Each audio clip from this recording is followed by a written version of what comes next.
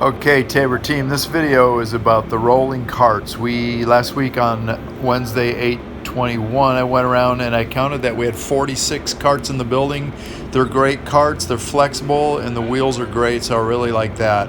So the first thing I did was I went around with a sheet and I made a tally. I went to each building, made a tally, and I allocated different where they're used at currently and where I think we're going to need them. We think we're going to need 25 carts to make the cabinet process go.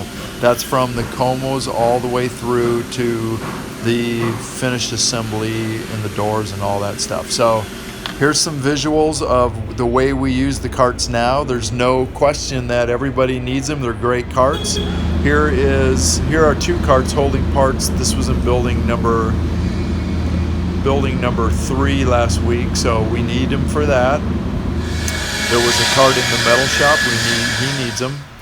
These were the fins, so we were using the carts for finished goods. We had 6 carts tied up, and that's a temporary thing because those should come back and be freed up. We use them for toe kicks, and we use them in the paint shop.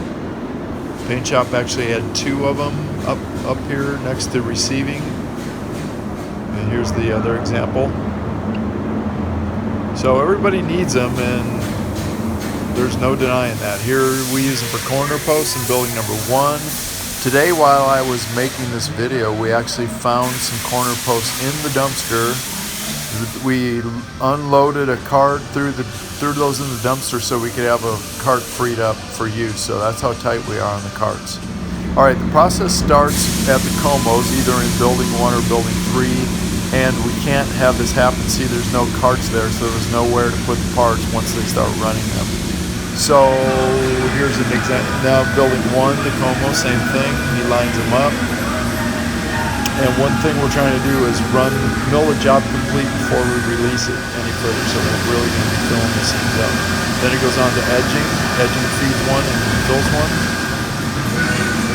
Then doweling and assembly. And then here's the edger down doing the door. So he's feeding the machine and filling carts on the other end. And last week I tried the yellow tape, and the yellow tape didn't stick very well. So I went around today, I gathered up 25 carts, and I put 2 blue stripes on each cart. The cart you're going to see here has that blue edge on top, and that's for when we work on the top so it doesn't scratch stuff. But each cart has that number there in the corner. That's number 1. Each cart's going to have 2 stripes around the back of it. And we're going to ask that everybody, if we see any of these two striped blue carts, 2 blue striped carts drifting out of our area, please help us bring them back. Thank you.